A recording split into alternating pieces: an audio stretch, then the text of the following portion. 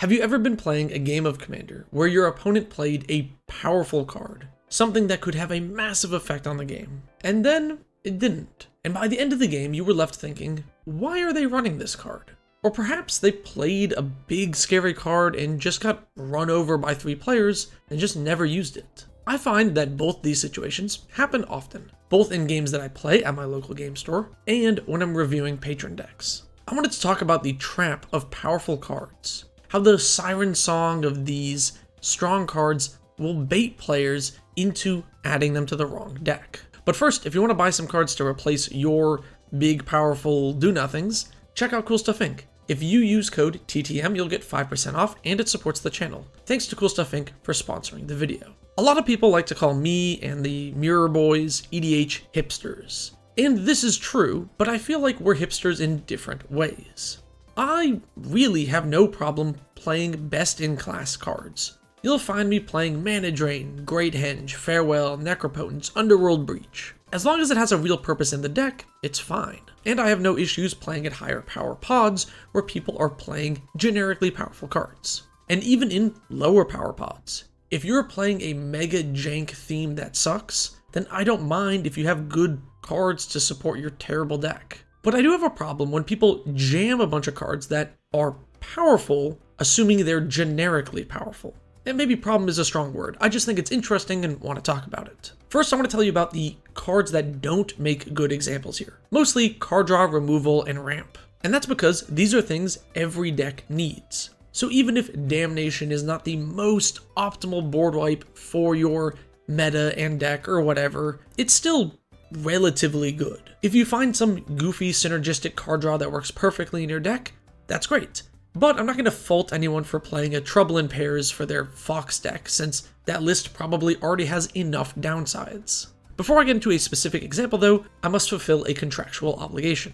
This is my Commander Playable Cards box. It's full of random things that are good enough for a casual EDH deck, but not really expensive enough to sell or get rid of. So when I make a new deck, I would sit down and flip through all of these to check if I had anything I needed for the deck, so I didn't end up buying duplicates. But this was time consuming and annoying. Then I sped up this process a lot by using Card Castle. I could scan all the cards in the box, tag them as the Commander Playable box, and then sort for the filter on the website and check if I actually had a copy of this in the box or not. It's a quick and easy way to make sure I'm not buying a bunch of duplicates. Additionally, I can scan cards in my 2 binders. So if I'm at a shop, I can check if I have a expensive card in my binder already before buying a second one.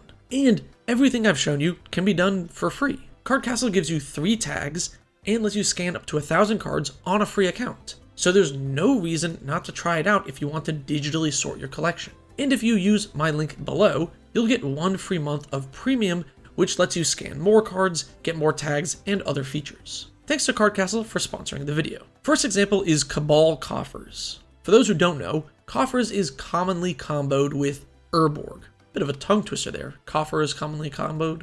By turning all lands into swamps, including the coffers, you can accelerate into a lot of mana. With these 2 lands and 3 other random lands, you've ramped into 7 mana. And it only gets better the more lands you have. I'm sure you've seen someone play Cabal Coffers, cast a Torment of Hailfire for X's 10, and just win the game. But have you ever seen someone get their Hailfire countered? What do they do after that with all this mana? Have you ever seen someone sheepishly play their Coffers as the 3rd land for turn? I've seen this in a lot of decks where they really only have one use for the Coffers. And don't just take my word for it, I can go to Archidect right now, search for decks with Coffers, and find... Here is a random list posted 116 seconds ago from when I clicked the search button of an Aelia Eternal Pilgrim deck. And if we look at the list, it is majority mono white.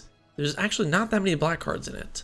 They're playing Cabal Coffers and Urborg with a couple of weird X spells. There's a White Sun Zenith, Finale of Glory, and Diabolic Revelation. And it makes me wonder, why? Why do you want this land that costs 2 mana to activate that only makes black mana in your mostly white-oriented deck with just a couple of random X spells? And they don't even have Torment of Hellfire as like an I win the game combo.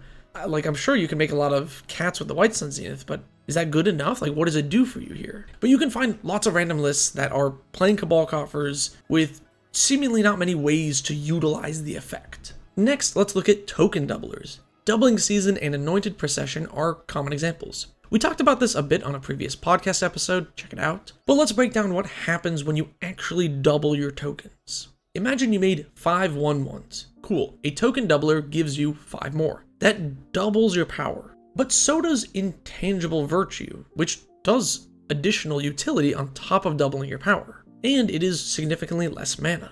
Even more than that, a Beastmaster's Ascension in a token deck can quintuple the power of your random 1/1s. Wait, why did I say quintuple? It's +5/+5, so it'd be 6 6s, right? Isn't that sextuple? Which is often going to be way more than a token doubler does. If you're making 1/1s, a token doubler needs to make a tremendous amount of tokens before it's actually worth playing over an Anthem. And is a token doubler even what your deck needs? If your list is very good at making 1/1s consistently, do you need to double the amount? Could that slot be worth more in your deck on a more consistent finisher or a protection spell, rather than more ways to do what your deck already does? Here's another classic card that people will add to decks, Chromatic Lantern. It's the best mana-fixing rock of all time. I'm sure many players have thrown this in their deck simply because their deck is 3 or more colors. But a lot of people play this card. It's in 9% of possible decks according to EDH Rack, which is huge. Since it's colorless, that's 9% of everything on the website. Though it always makes me think, when I see the Lantern get played, if their mana base is good, I wonder why they're playing a 3-mana mana rock that has no utility. And if their mana base was all basics, I wonder what the deck does in games where the Lantern isn't drawn. If you find your deck is consistently unable to produce enough red mana to function, as an example, then adding a Lantern for fixing doesn't fix the issue at large. Swapping out maybe 3, 4, 5 basics for red gain lands could, on average, mitigate the problem a lot more, since you now have 5 additional red sources versus 1 with the Lantern. This silly goofy tower is another example that has been debated to death. Me and my fellow YouTubers have talked about it a lot before, so I'll keep it short. The tower feels good when you draw 10 cards and need to keep all of them / are able to spend the mana to cast all 10 cards, which means either the game is going very long and you have the time to spend all of these, or you have like a tremendous amount of mana. But like that situation is rare, is it not? The amount of decks that actually regularly maintain above 7 cards in hand and are able to utilize this are pretty small. And with the amount of utility lands we get today, I mean, are there not better options for your list? Speaking of drawing a billion cards, wheel effects are another class of cards that often have me confused about their inclusion. I've won a lot of games of EDH because an opponent wheeled me into the wind. I was sitting there empty-handed, nothing going on, and then a windfall drew me 7 cards, and cool, I got to cast a board wipe, play my finisher, and win the game. When you cast an effect that's a draw 7 for everybody, you're losing a lot of cards, effectively. Since each opponent is also drawing 7, and refueling all of your opponents is traditionally not good for your game plan. And cards like Windfall are especially odd, since blue has a ton of excellent card draw options for many different strategies. You don't need to resort to giving your opponents cards if you're playing blue. All the cards I've mentioned here are not bad cards. I specifically talked about them because they are powerful. Cabal coffers can be very powerful consistently if you have a lot of mana sinks in your deck, so that you're not just dumping your hand and losing to a board wipe. Doubling Season is excellent when you're making bespoke large tokens. If you're doubling the amount of 4/4s you make, that is way more power on the board than a silly Anthem. Chromatic Lantern has excellent utility in a theft deck, allowing you to pay for multicolored activated abilities of creatures or artifacts that you steal. Reliquary Tower is perfect in a commander that cares about cards in hand. And wheels, I mean, I'm sure you've seen a wheel deck, you can think of something that synergizes with wheels.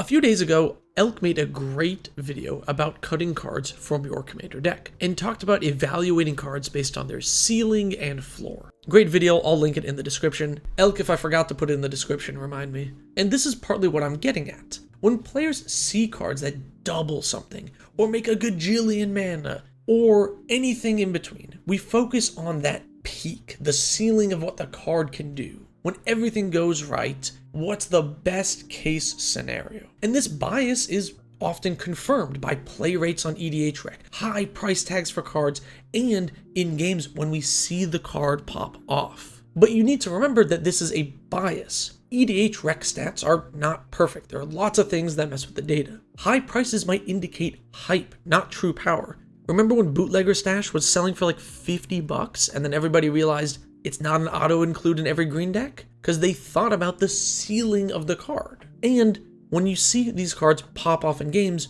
you remember them, it sticks in your mind. But do you remember the time your opponent played a Reliquary Tower and it did nothing? They never had more than 7 cards in hand, it had no effect on the game. You probably don't, and even more than that, you don't remember the times where your opponent was looking at the Reliquary Tower, wishing it was a war room that they could use to draw an extra card. You don't remember the times where your opponent has a theoretically powerful card in hand that they're not playing because you can't see it. It's just rotting in their hand. There are lots of powerful cards in the game, but a lot of them are powerful because of the synergies and ways you can utilize them. They don't actually go in every single deck. And I think more players should think about that when they add these powerful cards to their decks.